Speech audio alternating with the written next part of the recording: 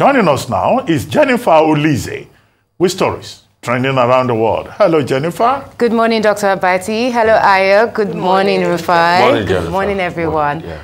So let's begin with what's trending. Former President Olusegun Obasanjo on Monday paid a visit to First Lady Oluremi Tinubu in Lagos to celebrate Eid. The visit was confirmed by a post on X by Busola Kukoyi, media aide to the First Lady, which included a photo of Obasanjo and Oluremi Tinubu together. This development comes on the heels of Obasanjo's recent appearance at the Afreximbank Annual meeting 2024, wearing a cap with an ensemble similar to the one typically worn by President Bola Tinubu, sparking speculation about a possible shift in his political alliance. Let's take some reactions on social media on this.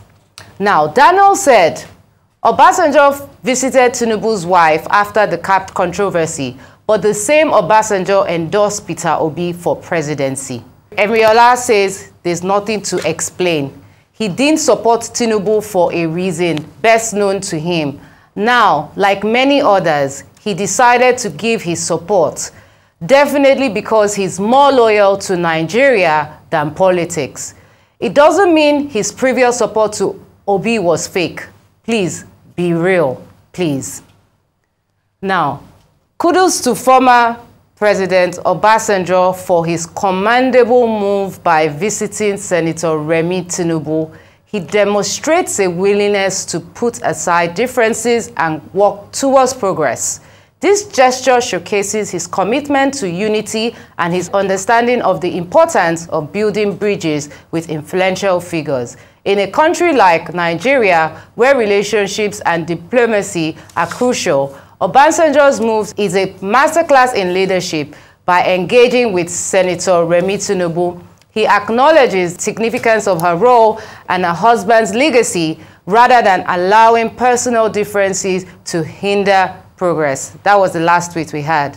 Let's discuss this issue. I actually watched the live Afreximbank, which I covered in Bahamas, and I noticed the cap as well, but the watchers obviously noticed the ensemble is close to the one of President Bola Tinubu. So what's going on with this alliance? Can I have your take on this? In my view, I think it's straightforward. You recall that when President Olusegun Obasanjo said he was leaving partisan politics, he said he would just stay as a statesman. In other words, he will not be, involved in partisan politics, as he said clearly.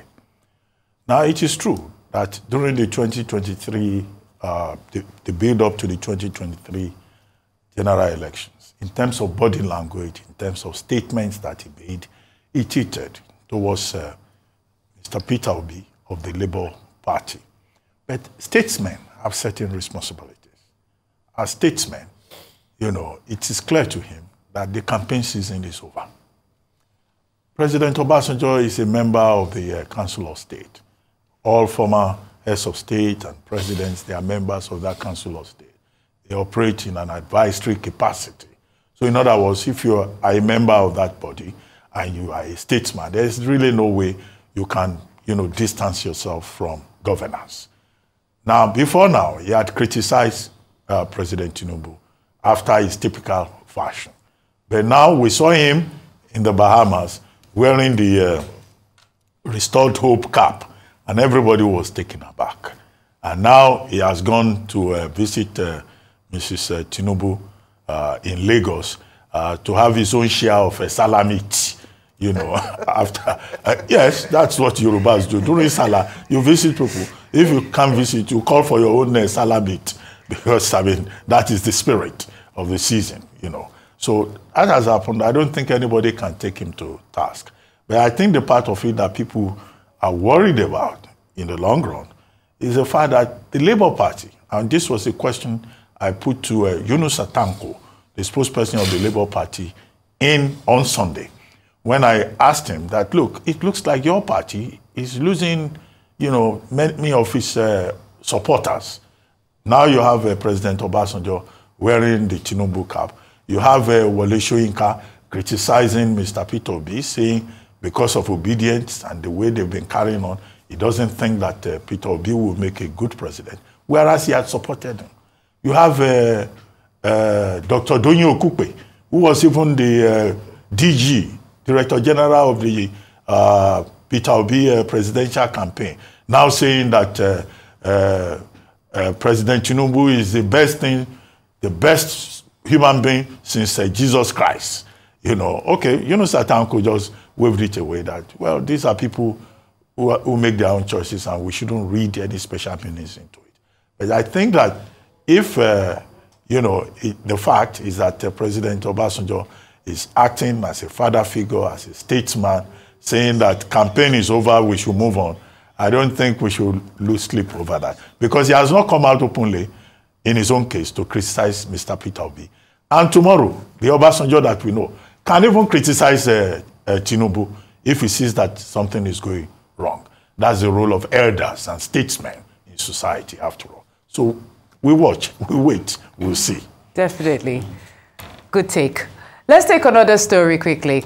The Plateau State government, through the Jos Metropolitan Development Board, has begun the demolition and removal of illegal structures within Jos City Center as part of urban renewal plans to remodel the state capital and environs. General Manager of Jos Metropolitan Development Board says the objective is to ensure that the recently signed executive order by the state government is implemented to the fullest, as citizens need to obey the laws of the land. But the demolition did not go well, with some traders in Bukuru Metropolis who attacked the enforcement team and burnt vehicles parked across the road. Let's take a look.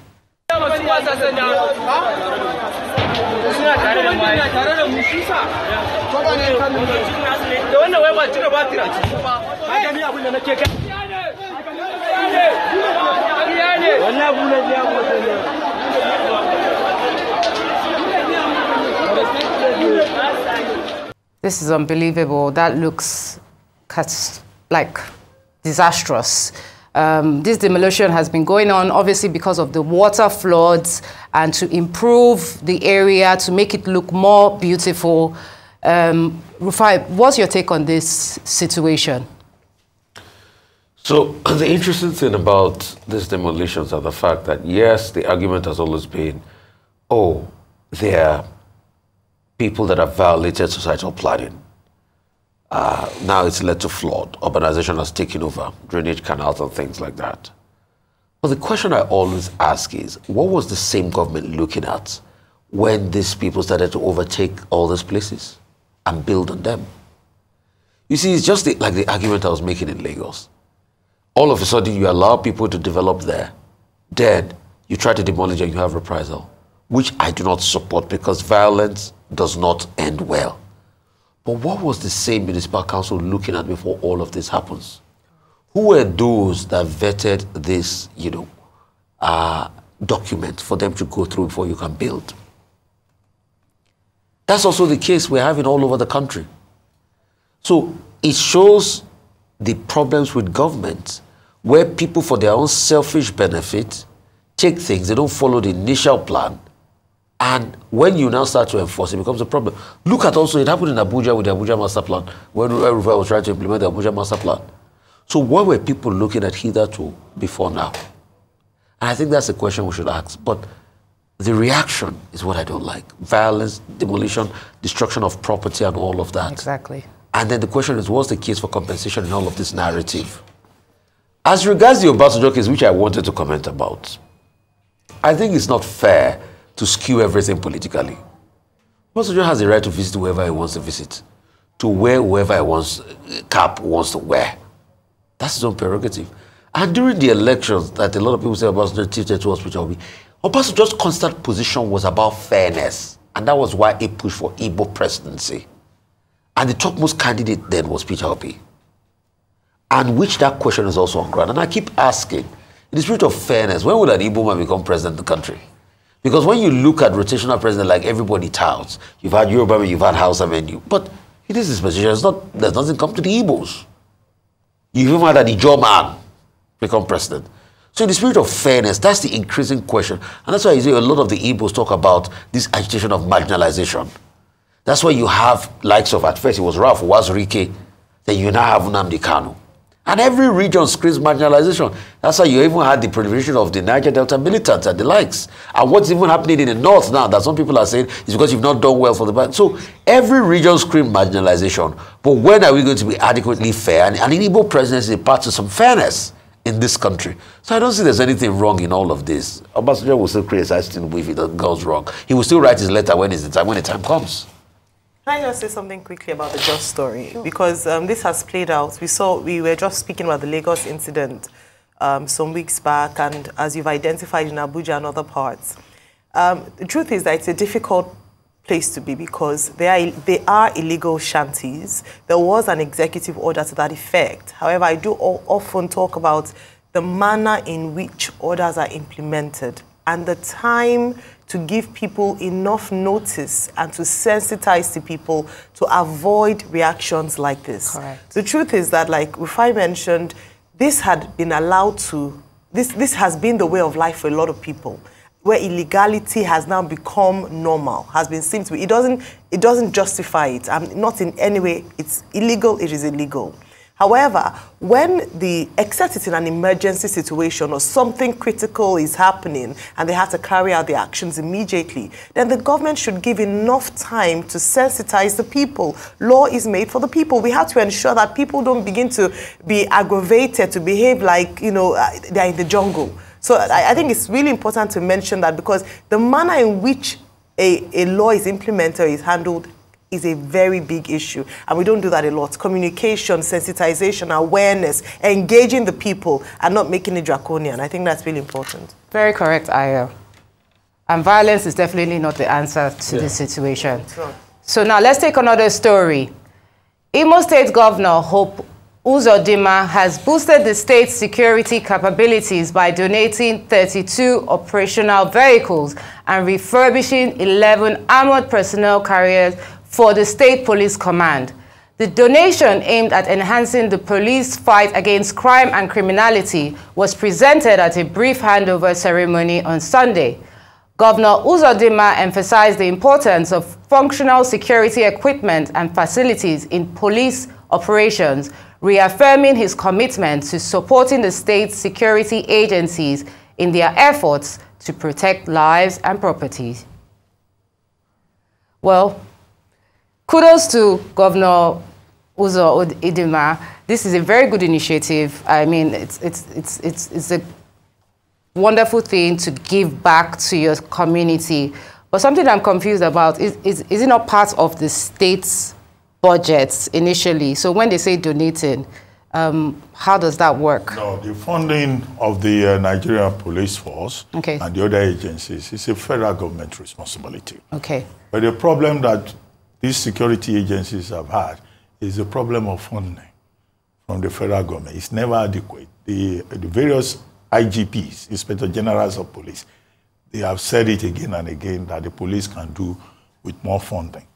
Now, President Tinubu just appointed somebody, I think, to the Nigerian Police Trust Fund.